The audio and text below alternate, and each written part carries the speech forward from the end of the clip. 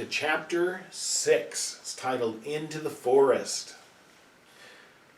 The four children are in the wardrobe, do you remember? They're hiding from Mrs. Macready.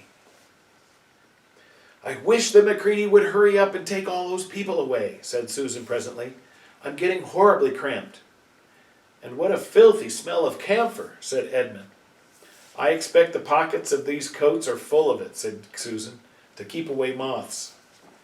"There's something sticking into my back," said Peter. "And isn't it cold?" said Susan. "Now that you mention it, it is cold," said Peter. "And hang it all, it's wet, too. What's the matter with this place? I'm sitting on something wet.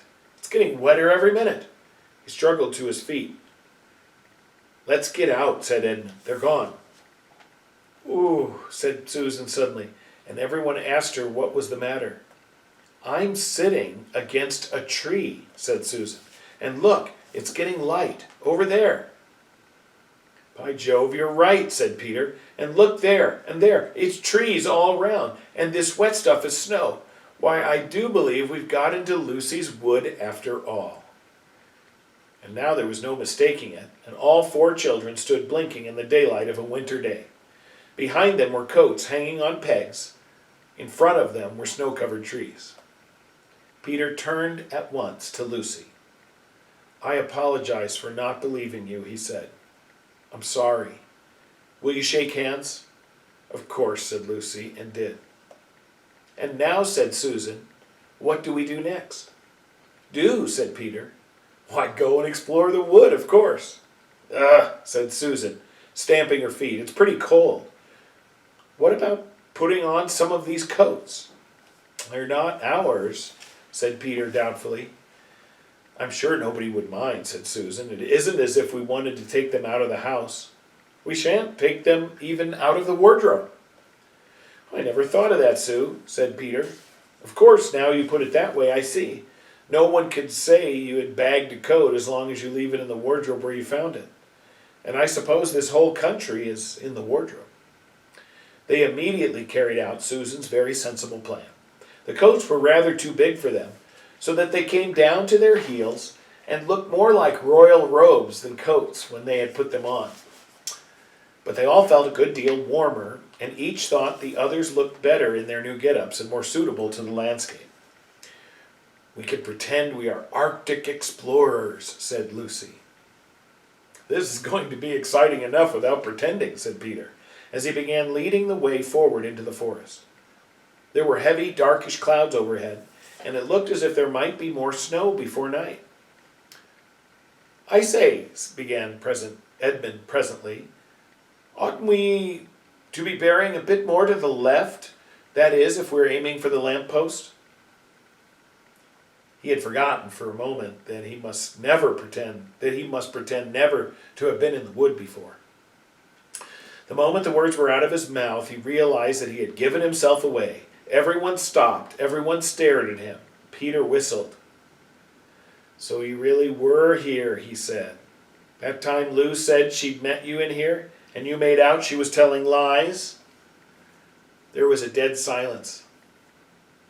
"Well, of all the poisonous little beasts," said Peter, and shrugged his shoulders and said no more.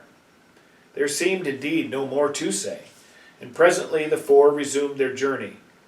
But Edmund was saying to himself, "I'll pay you all out for this, you pack of stuck-up, self-satisfied prigs." "Where are we going anyway?" said Susan, chiefly for the sake of changing the subject.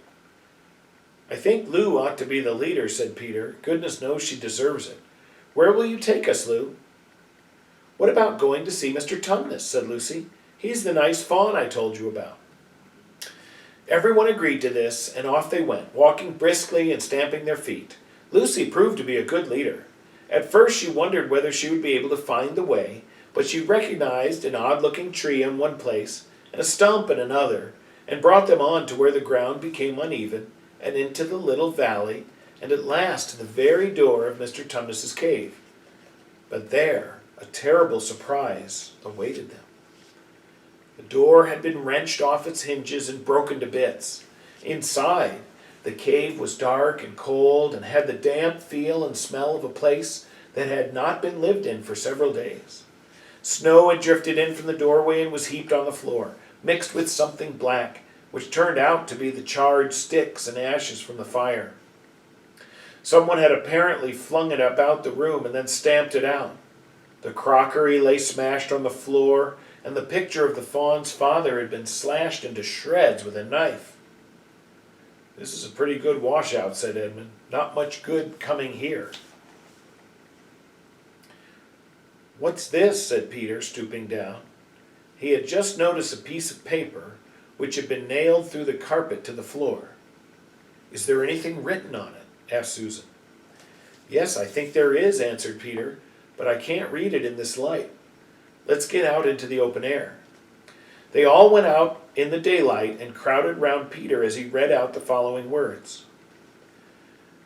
"The former occupant of these premises, the Fawn Tumnus, is under arrest and awaiting his trial on a charge of high treason against Her Imperial Majesty Jadis, Queen of Narnia, Chatelaine of Cair Paraval, Empress of the Lone Islands, etc. Also of comforting her said Majesty's enemies, harboring spies, and fraternizing with humans. Signed, Maugrim, Captain of the Secret Police. Long live the Queen." The children stared at each other. "I don't know that I'm going to like this place after all," said Susan. "Who is this Queen, Lou?" asked Peter. "Do you know anything about her?" "She isn't a real queen at all," answered Lucy. "She's a horrible witch, the White Witch. Everyone, all the wood people, hate her. She has made an enchantment over the whole country so that it is always winter here and never Christmas." I wonder if there's any point in going on," said Susan.